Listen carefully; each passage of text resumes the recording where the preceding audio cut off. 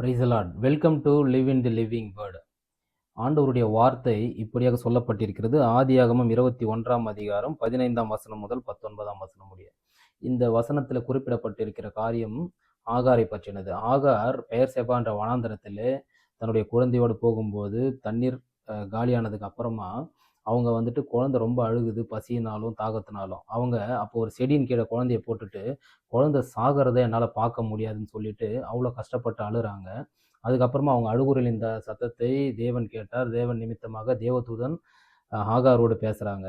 So இது ஒரு காரியம். ஆனால் பேசின பின்பு ஆகார் அந்த வனாந்தரத்தில் அழுது கொண்டிருக்கின்ற அந்த வேலையில் அவங்க பக்கத்திலே ஒரு தண்ணீர் துறவு இருக்குது. ஸோ அதுக்கப்புறமா அவங்க 19ஆம் வசனத்தில் வந்து அந்த துருத்தியில் தண்ணீர் நிரப்பி பிள்ளைக்கு கொடுத்தாங்க.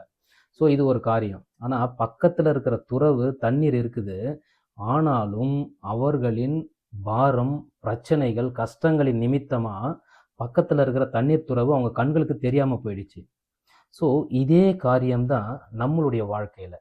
நமக்கு அநேக பிரச்சனைகள் இருக்கலாம், நமக்கு அநேக வியாதிகளின் நிமித்தமாக நம்ம கஷ்டப்படலாம், சோர்ந்து போயிருக்கலாம், வேலையில் பிரச்சனை, படிக்கிற காரியங்களில் பிரச்சனை, அண்ட் ஃபேமிலிக்குள்ளே பிரச்சனை. இது மாதிரியான பிரச்சனைகளில் நாம் ஆண்டவரை தேடாமல், நம்மை படைத்தவர், நம்மை உருவாக்கினவர், நம்மை நடத்தி கொண்டிருக்கிறவர், அவரை தேடாமல் நம்ம என்ன பண்ணிடுறோம், உலக பிரகாரமாக ஒரு பிரச்சனைன்னு வரும்போது அதுக்கு யார்கிட்ட போனால் சொல்யூஷன் கிடைக்கும், இல்லை யார்கிட்ட போனால் உதவி கிடைக்கும், நம்ம அந்த திங்கிங்கில் தான் போகிறோம்.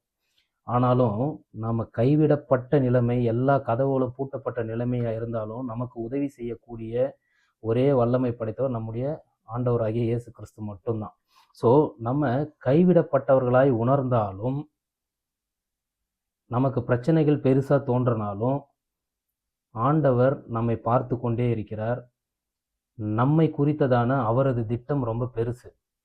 ஸோ நம்ம எந்த சூழ்நிலையிலுமே நாம் மனசில் ஏற்றிக்க வேண்டியது ஒரே விஷயந்தாங்க.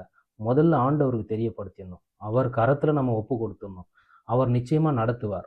அவர் நம்ம அடுத்தது என்ன பண்ணணும், இது எல்லா சூழ்நிலைகளையும் அவர் ஏற்படுத்தி தருவார். நாம் அவரை தேடாமல் இந்த உலகத்தில் எல்லா விஷயத்தையும் தேடிட்டு இருப்போம். ஸோ அது எல்லாமே டெம்பரரி தான். கண்டிப்பாக அது லாங் டேர்மான ஒரு நம்பிக்கையான உங்களோட பிரச்சனைக்கு சொல்யூஷன் கொடுக்கறதா இருக்காது.